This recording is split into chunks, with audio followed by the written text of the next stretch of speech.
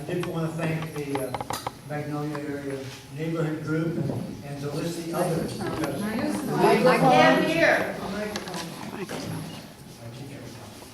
I did want to thank the Magnolia Area Group, the League of Women Voters, the group, which I've talked to before, and the Latino Network for sponsoring this evening. We're gonna check the microphone real quick. We'll start over the Would it help if we turn it on?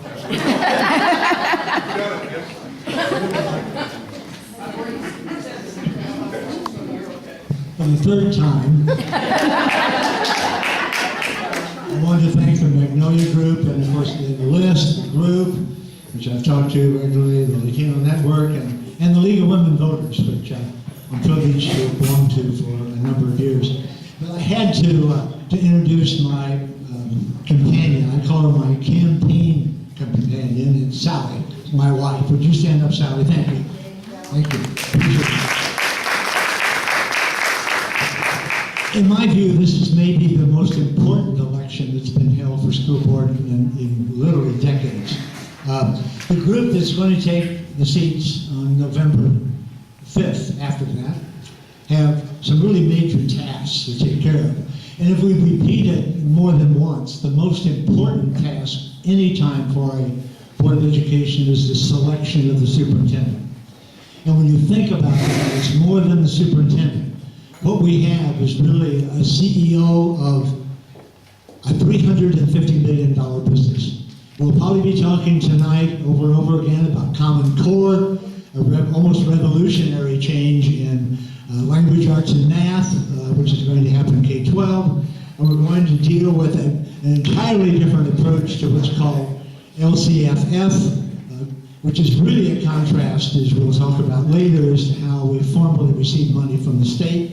And then, not only is LCFF there, but also we're another acronym for you called LCAP.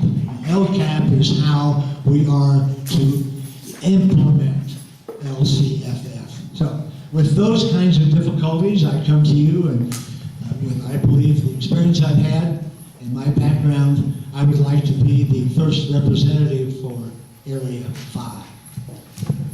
Thank you. Good evening, and I too would like to thank all the groups that made it possible.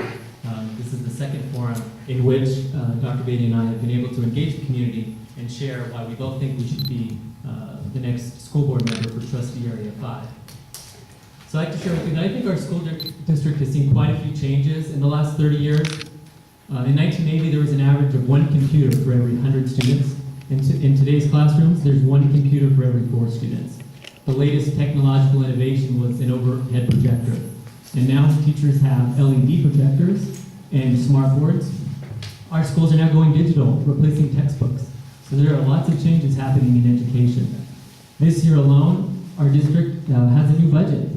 We have a new curriculum, as mentioned, called Common Core that approaches education in a fundamentally different way. And for the first time in 40 years, the way in which our schools are funded is changing completely. And it's now going to allow us as a community to have local control on how we think we can solve our district's greatest challenges.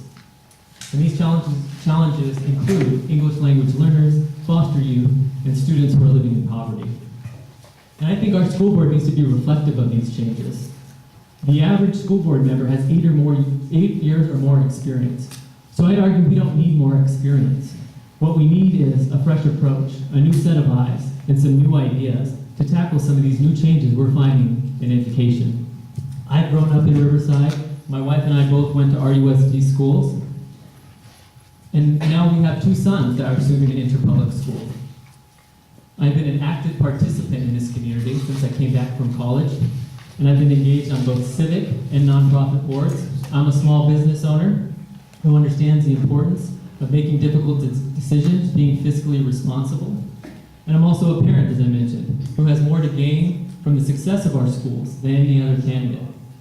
I want to be on the board to prepare today's students for tomorrow's world. Thanks, Fred.